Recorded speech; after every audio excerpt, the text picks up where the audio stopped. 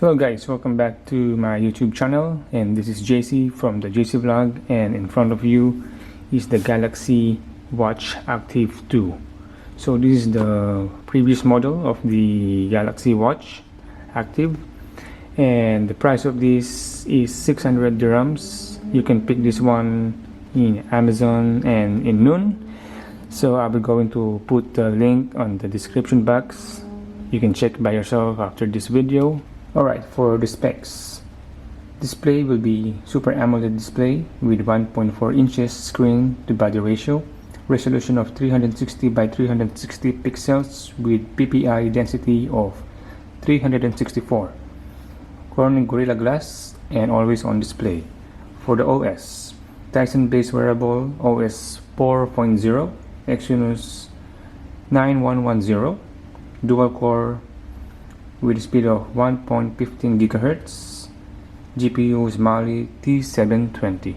For the memory, this watch has memory of 4 GB of RAM, so you can store photos, music inside. Okay, for the features, you have heart rate monitor, barometer, and natural language command, and dictational. So you can also do exercise. This watch can do automatic exercise if you're going to run, jog, or whatever is that, going to the gym. It's alright.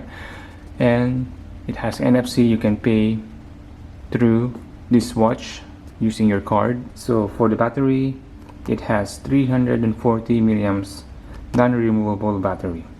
So for the colors, you can get this one with black, silver, and gold. So this one is the black version of the Active 2. Okay guys, so let's try to unbox this Active 2 watch from Samsung. See, you see the package. It's really small box actually, and for the back you can see here it says lightweight design, advanced auto fitness tracker, and run coaching, heart and health monitor. So for the specs, it says here the package contains the watch, and it has the 44mm face standard strap, and wireless charging, of course, with quick reference guide. So guys, let's do the unboxing. I have my knife here, and let's do it. So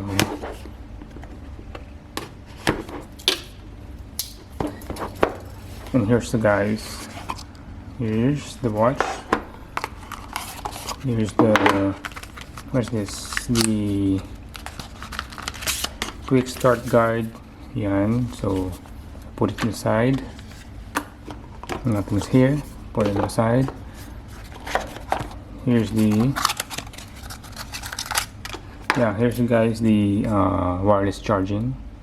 So it's a USB type C, and no, it's a usable USB, so there's no power brick, so you can charge this one if you have power brick already. So this one is charging dock, so it's a wireless charging, guys. So let's put it on the side, and then here's the watch. Nothing's here, so I'll put it there. Here's the watch, guys. So the leather strap is 44mm, and at the back of the watch is, if you can see, and guys, so if you can see the back, this is the sensor, and how thick is the watch is, so ganyan siya kapal. Strap is a plastic, smooth plastic, so if I will going to put it in my wrist, so ganyan yung itsura nyo, guys. Hindi naman siya ganun kalaki, pero sakto lang siya sa kamay ko. So at the side, this one is the power button. Ito yung I think this one is the menu, and there's a microphone here.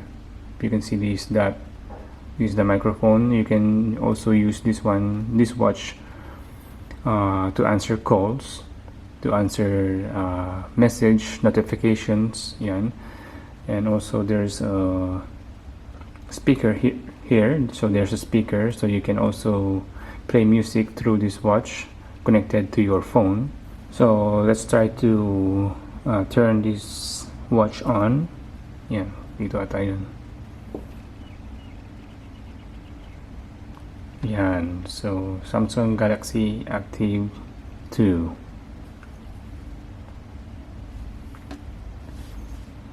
Yan, para lang siyang para lang nag-on ng mobile. Kung paano yung ng Samsung mobile. Yan, ayan na pala siya. So let's go. Swipe up. I'm going to set up this, guys, and I will come back after this one. Okay, so stay tuned, guys. So yan, guys, so if you see this one, pag kaka-boot up mo ng phone ay ng watch, you can see this one. So it's automatically na kunin mo yung phone mo, tapos automatic siyang mag-connect. Ayan. So if you can see here, it says a new device has been detected, so you just have to add now. Ayan, so it will automatically go to your Galaxy Wear. So ayan, nag-vibrate siya, if you can see. Tapos yung gawin nyo lang is i-check nyo siya, tapos connect din sa phone. Yan, so if you can see, nagko-connect na siya, setting up your phone. Yan, so parang i-install na yung phone nyo dun sa watch na to. Yan, so nagpe-pairing na siya, guys. So it says here, congrats, your new Galaxy Watch Active 2 is now paired. So gagawin nyo lang is you tap agree. It says to use the Galaxy wearable apps, you need to allow, so you need to allow rated SOS, Find My Phone, weather, so you need to allow that one. Then this one is your choice kung anong gusto nyo. So if you want to allow all the time, keep while in use, access, keep and don't ask again. So for me, it's allow all the time. Tapos I just go into allow all, calendar, SMS, So link watch. Okay, paired na siya sa phone ko. Yan, so let's put this on the side. Yan, kung makita nyo, guys. Yan, take a look around. So swipe to see the widgets. Yan, active, swipe right back to the face watch. Okay, for notification, swipe right. Okay, press the back key to go back. Ito yung back key niya, yung sa taas. So home key is this one sa baba. So press the home key to find the apps. Okay, swipe left to view more apps. Okay, so almost done. Okay, so tap the screen with your palm to turn it off. Yep, that's work. Okay. Oh, so that's it. You're good to go. Okay, thank you, Samsung, for that quick tutorial.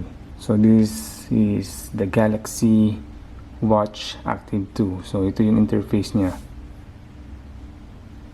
Ito yung home key to find your apps. So pag pipili ka ng apps, you just have to yung bezels niya, ibang watch ng Samsung is this one is nagro-rotate siya. So ito is haptic lang siya. You just have to sensor siya. Yan. Pag ginagawa nyo to, guys, is nag-vibrate siya ng konti. Tapos pag select ka lang, kung alarm clock, you just have to tap select. Yan. So back button, this one. Ganun lang siya. Sa phone naman, pwede mo siyang customize notification.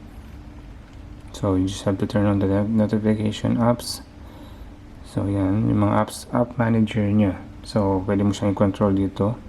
Reorder, apps custom, auto open apps, yan. Then widgets. Yan, so there's a lot of widgets here that you can choose. It's up to you guys kung paano nyo i-customize yung watch nyo. And then sound vibration.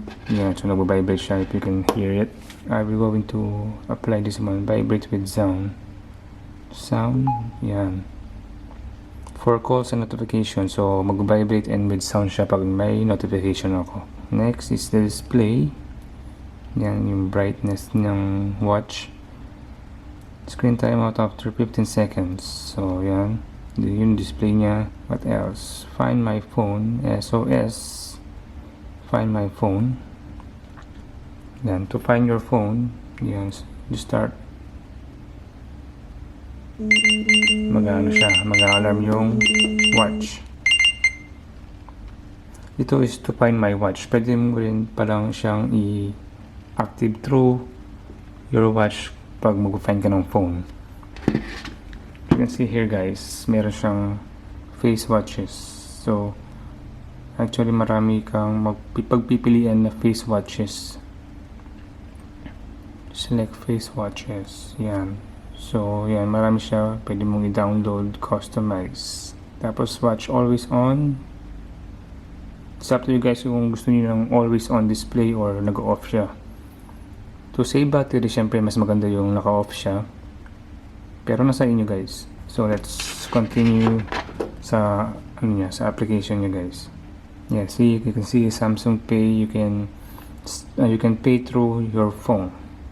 Sync, watch, update, etc. Tips and manual about the watch. So, watch face. Ayan guys, sa mga watch face niya.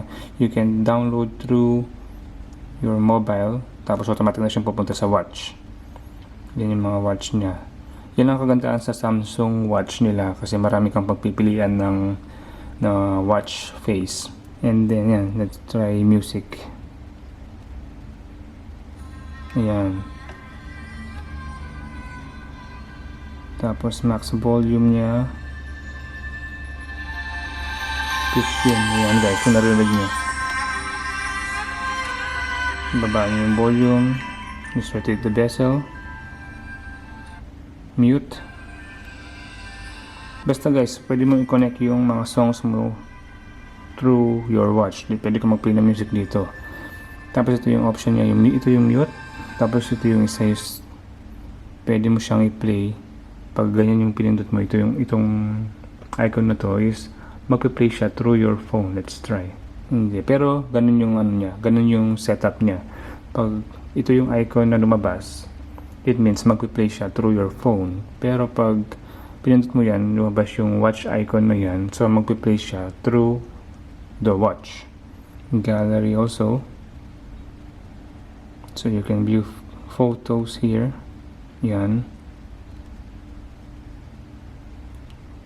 And also for the options, you can delete, send to your phone, messaging, you can also type message, recipient. So this is the keypad, yan yung keypad nyo guys. So magta-type ka, yan, yung parang Nokia na style na phone dati. So hindi siya QWERTY, so mas okay ito. Send as audio. So you can also send through audio record, so magsasalita ka lang and then it will send as a message. Ito yung find my phone yung sinasabi ko sa iyo guys. So if you're going to tap it, yan, so mag-alarm yung phone mo. So ganun siya kalakas. Hinahin natin. So yun guys, so it's almost done na tayo sa pag-review. Ganun lang yung step niya. Pag open mo ng watch, connect mo lang sa phone, tapos kayo nang bahalang ng mga settings ng phone nyo through your watch. Tapos guys, ang kagandahan ng watch na to is hindi lang sa Samsung pwedeng mag-connect. You can also connect this watch to other brand of phones basta't meron siyang available na apps na Galaxy wearable. So kailangan mong i-download yung guys kung hindi Samsung ang phone mo. Unlike this Huawei, yan, yung Huawei ko, dinownload ko na yung Samsung Galaxy wearable apps para mamaya is ko-connect ko lang siya dito. So, yun. So, ewan ko lang sa Apple if pwede siyang i-connect. If pwede siya, just comment down below guys. Or magtatanong ako kung pwede siya, tapos I will go to put in the description kung pwede siyang i-connect sa Apple. So, let's try one more. Features niya yung call. So, punta tayo sa contacts. So, nandito yung lahat ng contacts ko. Try natin itawagan si kaibigan ko, si Grace. Yan. Yung option nyo is call or text. So, siyempre yung call. Yan, if you can hear guys. Tapos yung buo. Hello? Oh, ano? Kumusta? Tawag ka ng tao na ito. Tagal mo naman. O sige na. Sabi na ako alas 4. Alas 4 pa. W ako eh. W ka. O sige. May tinatry lang ako kahit nabakan kita. Sige. O sige na. Bye-bye. Bye. So, if you can see guys, clear naman yung niya, yung voice niya. So, if you can hear that one guys, clear naman yung voice niya sa watch. Hindi naman masyadong malakas yung voice ko.